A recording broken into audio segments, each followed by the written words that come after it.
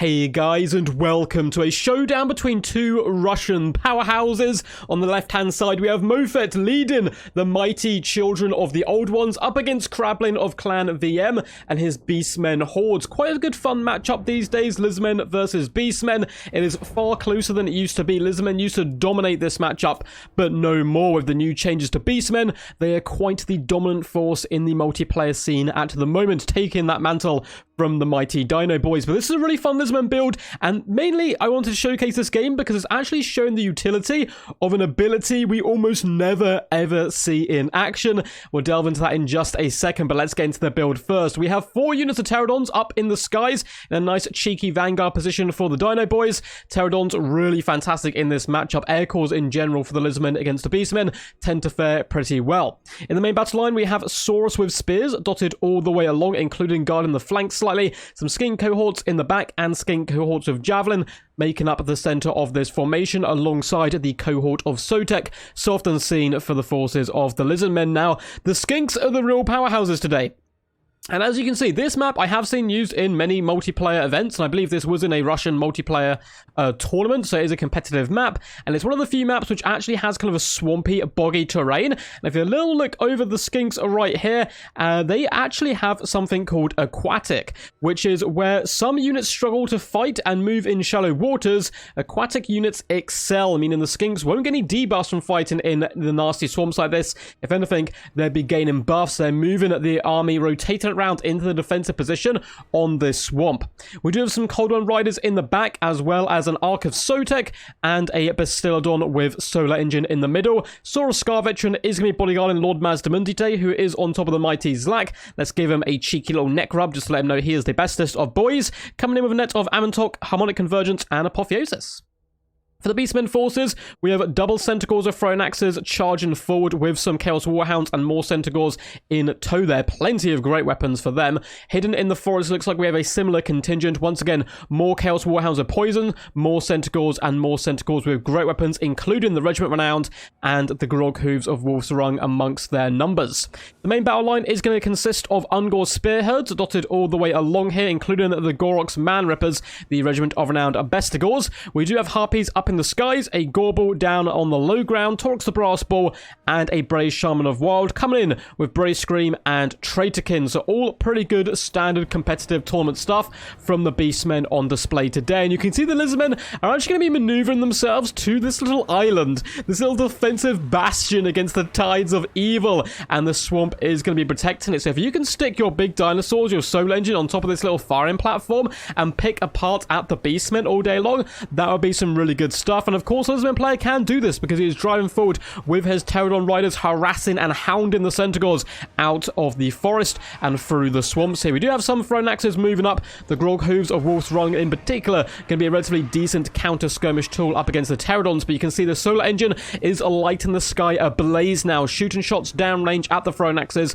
Such a pivotal unit, probably the most pivotal unit in the Lizardmen roster. I really do think the Bastillon with Solar Engine is a must-have in so many matchups, particularly up against the Beastmen. It is a good counter to enemy skirmishers. Now, the Beastmen player, he understands he has to move towards his horrible spot to attack, but he's not going to be sitting idly by and wandering into the trap. He's actually going to be whipping some Centaurs and Warhounds round the flank to try to turn this bad situation into a good one. Up in the skies, the Harpies are currently engaging with some Pterodons. The Pterodons have been buffed, though, with an Apotheosis and Harmonic Convergence, and it is 2v1, turning the normally quite brittle and fragile Pterodon Riders into gods of war, and they are slaughtering the Harpies up in the skies. So it is taking a considerable amount of Winds of Magic and extra numbers. The other Pterodons currently hounding and harassing those Centaur Throwing Axes, but taking some damage in return as well. Beastmen have unfortunately felt the wetness underneath their hooves as they are having to move across this horribly dangerous terrain towards the forces of the Lizardmen. A big flank overload is coming on this left-hand side here,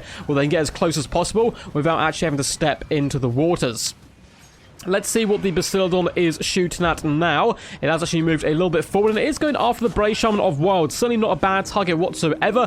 Bastiladon Solar Engines, a little bit hit and miss with their accuracy, but when they hit, they certainly do hit pretty damn hard. Now, the Centaurs will be moving up, launching axe after axe into the Saurus Warriors, trying to break that thick, scaly skin and shield. We are going to see a big fat Nev Amator go down on the Grog Hooves of Wolf's Run. No doubt this is going to be followed up with a Banishment or Ruination, and yes, we can see a Ruination coming down the line, and that is going to be 3 relatively okay angles of deadliness going through the battle line with a Banishment on top of that. Now, the Grog Hooves do, of course, have regeneration, so it's not the end of the world they're getting caught like this, but they are taking considerable damage there, though that Banishment is kind of teetering off into nothingness and the void. All the Pterodons are currently alive. A bucket ton of javelins just sailing through the air at the Chaos Warhounds, driving away this little mobile, kind of hard-hitting core, actually. Combination of poison with throwing axes is really nasty, and you can see the Krablin definitely doesn't want to lose these guys, so he's moving his throwing axes over to escort and push the Pterodons away from the main fight. Really good approach play so far by the Beastmen, but at the end of the day, they're gonna have to fight in this mucky terrain. Saurus are holding it down against the Ungor Spearhead, starting to beat them back here in the main battle line, and the Centaurs are still taking considerable damage from the Bastiladon with Solar Engine. Here comes the Mighty Gorbel and Torx the Brass Bull pushing through. Now, that Saurus Scarvetron can be used to counterpunch them a little bit. We actually have 2 of the bad boys both moving in with the Arc of Sotek. Might be enough to overwhelm the Gorbel, particularly because the Gorbel has been left behind here by Torx. Torx realizes his mistake, is going to push in, followed with a 1-2 punch of the Brave Scream and the Brave Shaman moving in. This could be a really bad situation for the Saurus Scarvetrons. Luckily, a Shield of the Old Ones does indeed go down. We have Skinks of support. We have the Cohort of Sotek as well, popping Refuse to Die and moving into combat. And Lord Mazdamundi himself, who is going to start ramrodding this Gorbel and forcing it back. There's a lot of Centaur Thronax support nearby. We might be seeing a big fat net come down.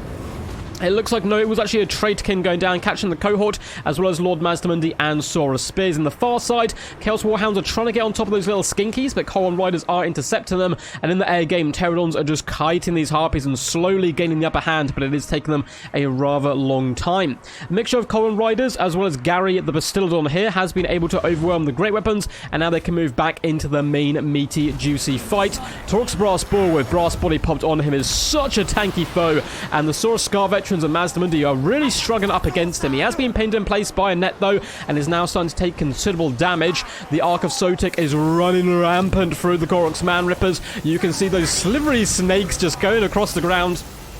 This is their home territory. They absolutely love the swampy terrain, and Koroks Man Rippers going to be taking some significant damage from that little cast here. Saurus Scarvetron's going toe-to-toe with Torx. Brass Body is still popped that ability loss a very long time, and the Saurus Scarvetrons are being terrified and forced back. Lord Mazdamundi coming back into the main engagement to try to restore a little bit of order. Elsewhere, the Beastmen certainly are starting to push through. Centaurs are on top of Skinks now. The Brave Shaman is cycle charging enemy infantry, which I love to see, though the Solar Engine is nearby looking to support where possible. Pterodons are still just about alive. It looks like we have 3 units here. One of the units may have indeed been forced off, and we can actually see in the distance here some Cold One Riders being overwhelmed. They rampage too far. There's a load of Beastmen units out on the periphery right now. They all need to come back into the fold as quickly as possible, because the Lizardmen are certainly starting to make some pretty decent gains in the middle here. Saurus Spears are dragging down the Sons of Goros. Likewise, we have yet another Shield of the Old Ones going down, allowing the Saurus Scarvetrons to trade relatively cost-effectively into Torx right now, who's looking certainly not too healthy. And that Arc of Sotek has been in an absolute shift, ramrodding down Centaurs of Great Weapons. All show bow and fall before the might of Gary, whipping his tail back and forth. The Koroks Man Rippers considering fighting such a mighty beast, but they are wavering at the mere presence of such beauty. Lord Mazdamundi is now saturated in amongst his own Saurus Spears, which I love to see. This is certainly how you should be using Lord Mazdamundi, meaning the Torx and the Gorbel are going to have a really bad time if they do come in to attempt to assassinate him. We do get a big fat Brave Scream go down from the Shaman, which does some pretty decent damage, but alas, the Gorbel gets punted down into the dirt and mud as Zlak roars another victory over a large entity. Zlak truly is the king of all Lustria. We're going to get a cheeky banishment go down on the Centaurs. Lovely play by the Beastmen player, though, able to juke that relatively effectively, but he is now out of thrown axes. They're going to have to commit to this main fight. It should be enough to break the Skink cohorts and perhaps even shatter them. The Saurus Scarvetchins and Basirdons, bit more resilient and holding out in there. Likewise is Lord Mazdamundi, driving away the steeds of the Beast folk. Pterodon's going to be swooping into combat on the Grog Hooves of Wolf's Run. I like this. Even if they're not going to win the engagement, just distract the enemy skirmishers and try to whittle them down as much as possible. Saurus Scarvetchin gets cold-blooded on him, and it makes him a little bit bold. He's going after Torx the Brass Bull, and it goes very badly for him. Grog Hooves of Wolf's Run able to drag him down there with the help of the mighty Taurox. Pterodons up in the skies are falling back from Harpies. It does look like we have some Skinks in the distance, and a load of Beastmen forces still need to come back in. They're all Ungor Spearheads. They might be a bit wide of Mazdamundi and just throwing their lives away and trying to keep that balance power even. They're avoiding the battle, but Mazdamundi is causing a massive break here in the center. Torx the Brass Bull is very close to being shattered. The Solar Engine giving him some parting shots. The Bray Shaman as well, not looking too healthy. Pterodons want to chase these troops off, but they can't because the Harpies being a big pain in their butt. But Lord Mazdamundi and Zlak will take the opportunity of, hey, half your units running away. I'm going to go bully the other half as you do so. Pterodons should be enough to finish off the Grog Hooves here, you would think, getting some lovely charges and pinning them in place with the support of that Soul Engine as well, which is raining shots continuously into the Centaurs with thrown axes up to 51 kills. Very impressive so far. Now, Torx Brass Bull has rallied. Likewise, it has the Bray Shaman, Gorok's Man Rippers, and a lot of Centaurs. And we have a lot of Beastmen support coming back into the fold. So it's certainly not over yet, but Mazdamundi poses a really serious threat. Yet another well-placed Bray Scream does go down, up to 122 kills as this Bray Shaman. If they can get rid of the infantry, perhaps they can surround and drag down Lord Mazdamundi, but that is certainly easier said than done. Torx is wavering, and he's not even near the battle right now, and the Solar Engine, 360 no-scope. He's been practicing that one on Call of Duty all day long. Down goes the Bray Shaman, a beautiful long-range shot. This Gary has really had his eyes on the prize all day long, and has been hitting the majority of his shots, which is pretty impressive.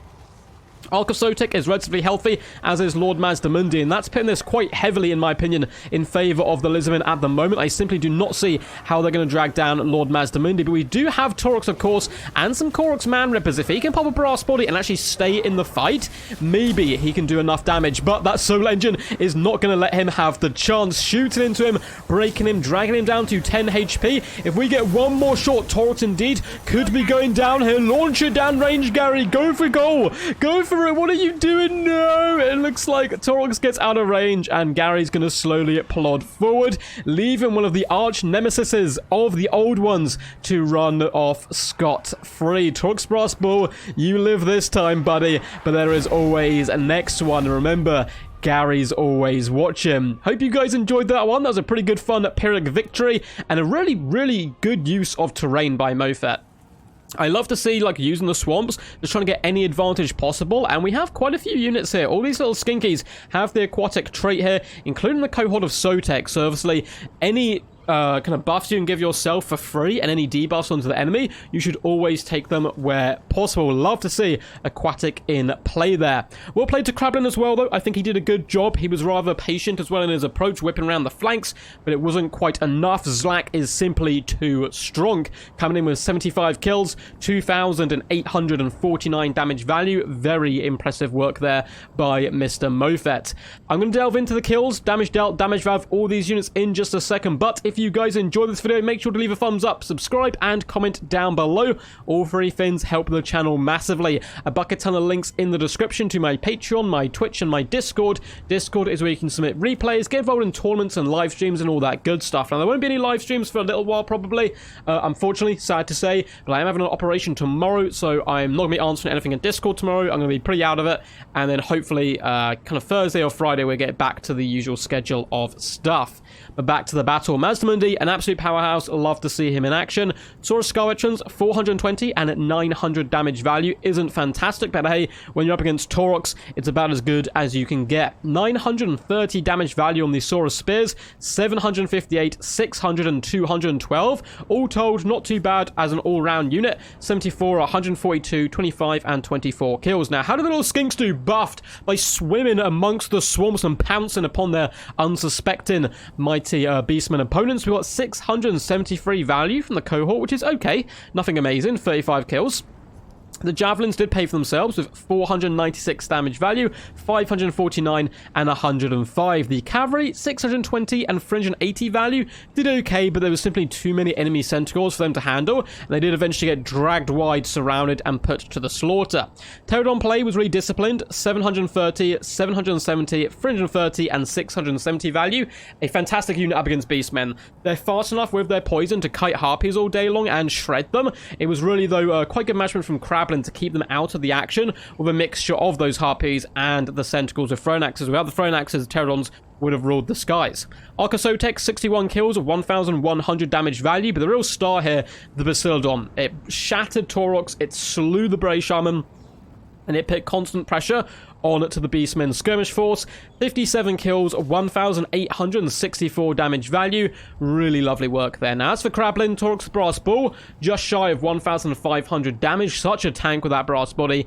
866 from the Gorbel, and 2,089 damage value coming in from the Bray Shaman of Wild. A real standout, as usual. Some well-played Bray Screams, well-placed, doing some big damage to the enemy infantry.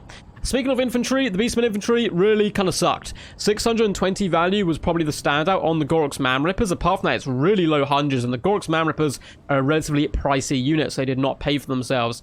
Centaur Thronax play was nice, 800 value, 1.2k value, and 1.2k value again on the Grog Hooves of Wolf's Run. Beautiful skirmish play, as one would expect from a player of Krablin's talents.